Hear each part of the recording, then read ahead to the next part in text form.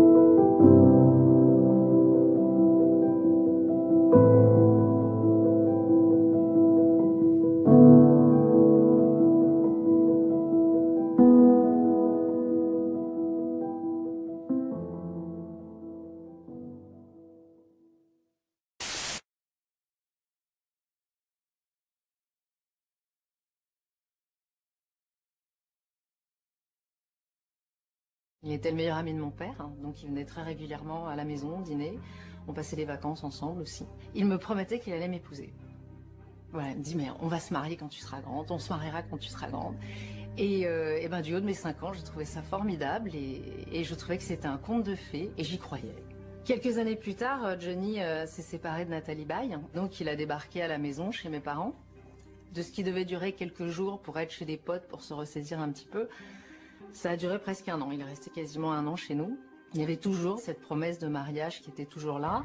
Puis les choses ont changé, on s'est rapprochés. Il y avait énormément de complicité pour la journée. Puis la relation c'est compliqué, c'est devenu plus secrète. Un jour j'ai eu 18 ans. Et bien ce jour-là, tout a changé parce qu'il a posé les yeux sur moi et il m'a dit « T'as 18 ans. Alors je vais t'épouser. » Et ça nous semblait absolument évident puisque ça avait été la promesse de toujours. Et 1 an après, quasiment, on était mariés. Johnny Hallyday lui-même, 25 ans après, nous explique dans un livre qu'une gamine de 14 ans, plus 15 ans, venait le chercher toutes les nuits pour jouer avec le feu qu'il était. Donc il fait référence à un passage précis où l'inverse se produisait en réalité. Johnny Hallyday, 43 ans, idole de tout un pays, face à une gamine de 14 ans. Le rapport de force est évidemment en sa faveur, et donc elle comprenait même pas la situation. À 14 ans, elle était une enfant. Donc voilà, Johnny Hallyday revient là-dessus. Donc la présidente a posé des questions à ma sœur et cliente sur cette intimité-là. Elle a répondu naturellement, honnêtement, et les faits sont sortis. C'était dans une boîte à Saint-Germain-des-Prés qui était dirigée par un certain Minsky. Il y avait beaucoup de prostituées, beaucoup de gangsters. C'était une boîte à la mode mais très curieuse. J'ai oublié comment ça s'appelait, elle n'existe plus. Il venait de quitter Adeline, qu'il avait épousée 2 fois, dont une fois à Las Vegas. Et là, il était vraiment seul. Il y avait une petite fête parce que son ami Alan venait de sortir sa vie en bande dessinée. Et là, il s'assoit près de moi, il s'effondre vraiment. Puis il n'avait pas bu. On dit qu'il buvait beaucoup. Attends, Johnny, avec un verre, il était vraiment, il ne pouvait pas boire beaucoup. Et il me regarde, il me dit, je suis seul. Je crois qu'il allait chanter, tu sais, sur scène de je suis seul. Je suis seul, je suis désespéré, je vais vraiment mal, mais c'est le contrat, c'est la vie d'un rocker, c'est ça le rock'n'roll. J'ai signé un pacte avec le diable, que le diable me pardonne. Je regarde, j'ai dit, t'es bourré, t'as fumé quoi, t'as pris quoi, il n'y a pas d'ecstasy à l'époque. Et sérieusement, dans les yeux, non, il allait très très bien. Je dis, mais t'es devenu bipolaire. On disait pas bipolaire à l'époque, on disait schizo. Attends, qu'est-ce qu'il y a de Johnny? Je lui prends carrément la main par l'épaule. Il me dit, arrête de me toucher. Et puis toi, t'es gros. Hein, C'est vrai que j'ai un peu grassouillé par rapport à lui. Je dis, oui, je suis pas une idole, Johnny. Moi, je fais moins attention que toi. Mais parlons de toi, tu vas si mal que ça. Il me dit, François, je te le jure, j'ai signé un pacte avec le diable pour subsister, pour continuer, pour renouveler sans arrêt mon style, et j'irai en enfer. Et quand mais sérieusement, sans avoir bu ni rien, et quand j'écoute le premier titre de cet album, et que j'en parlerai au diable, ça m'a fait quelque chose. Vous portez autour de vous un collier avec un petit diablotin. L'autre jour, vous avez dit que c'était parce que vous aimiez bien parler avec le diable. C'était une boutade?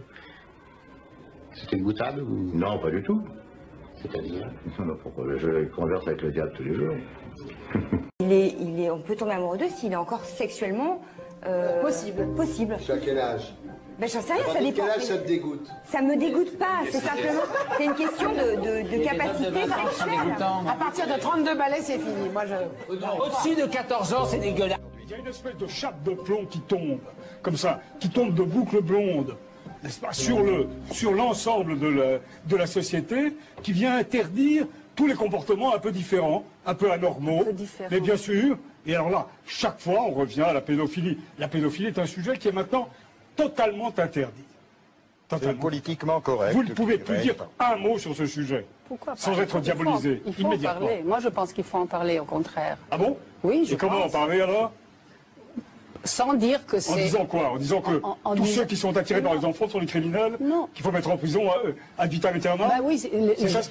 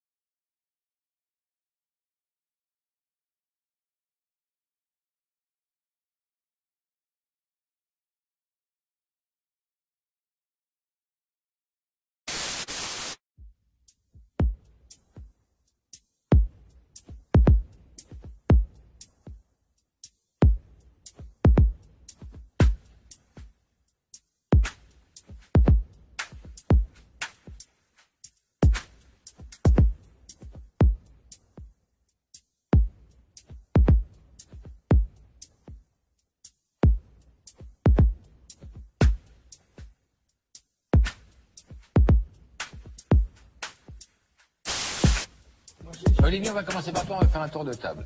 Si tu es président de la République, quelle est ta première mesure? On dit sérieux ou pas? Oui. Alors si c'est sérieux, on s'occupe, on fait beaucoup plus attention à tous les enfants maltraités, au réseau de pédophilie et tout ça. On lutte vraiment contre ça, on donne le pognon pour lutter contre ça. Parce qu'on touche à tout sauf aux enfants, voilà, c'est tout. Voilà, c'est là, moi je trouve que c'est une honte quand on se branle en ce moment sur des tas de problèmes et puis les enfants ils continuent à avoir des tas d'affaires d'inceste, de viol d'enfants et tout le monde s'en tape. Voilà. Je ne crois pas que tout le monde s'en tape. Non. Ils font plus de blé, ça va anéantir les prédateurs qui sont en embuscade, alors ça va éradiquer le problème. On prend des vraies sanctions, alors, et voilà, c'est tout, quoi. Quand tu penses qu'un mec qui braque une banque, qui prend plus d'années de tôle qu'un mec qui encule un moum, voilà, moi j'ai fait des autopsies, moi, d'enfants de 18 mois, qui s'étaient fait sodomiser par des mecs, avec le fion comme ça. Moi, je l'ai fait, moi, tu vois, j'ai fait des autopsies, et tu vois, j'en pleure encore. Et moi, la nuit, je me relève et je vais voir mes enfants dormir pour voir s'ils vont bien, je pleure à côté de leur lit. Voilà ma vie aujourd'hui, ce que c'est à côté de mon métier de cinéaste. Voilà. Et j'ai des potes flics qui sont chez les psychiatres, des mecs qui sont à la brigade des mineurs, qui sont, tu vois, je trouve que ce n'est pas normal. On ne fait pas assez attention à ce qu'il y a de plus beau au monde, c'est un enfant.